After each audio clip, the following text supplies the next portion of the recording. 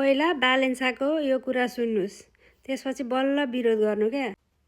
कसरी पछिसम्मको लागि सोचेर योजना बनाएको छ कुनै नेताले अहिलेसम्म गरेको छ त्यस्तो? त्यो खोलामा बाढी आउँछ, बर्खै पछि बगाएर लान्छ, डुबाउँछ, अहिलेसम्म कसैले हेरेको छ? अनि तपाईहरू असली सुकुम्बासीको लागि चाहिँ एकदमै राम्रो गरेछ है प्रधानमन्त्रीले। त्यही भएर प्रधानमन्त्रीले जे भन्नुहुन्छ, जहाँ भन्नुहुन्छ त्यहीँ जानुहोस्, तपाईँहरूको भविष्य राम्रो छ। सुकुम्बासीको नाममा हुकुमबासीले त विरोध गर्ने नै भयो। काठमाडौँको चाहिँ यो भिडियो हेर्नु, पुरा भिडियो। त्यो काठमाडौँको चाहिँ खोलाको जग्गा, काठमाडौँको त्यो खोला छेउमा बसेको चाहिँ उहाँहरूको लागि हो क्या। त्यो बाढी आउँदाखेरि त्यो उहाँहरू बसेको बस्ती भन्दा माथिसम्म आउँछ क्या। अनि हरेकचोटि बर्खा लाग्दा असारमा चाहिँ उहाँहरूलाई निकालेर अर्को ठाउँ लानुपर्छ नि त।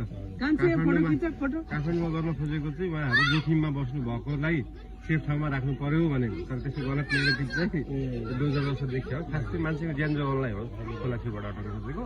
खोला छेउ भन्दा बाहेक बिचको त भूमि आयोगबाट लगत सङ्कलन गरेर नेपाल सरकारले दिने हो कि जग्गा, नेपाल सरकारले दिनुपर्छ। त्यो स्थानीय सरकारको सिफारिसमा नेपाल सरकारले दिने हो कि। जस्तो यहाँको त रियल हो नि त, यहाँको त 40-50 वर्ष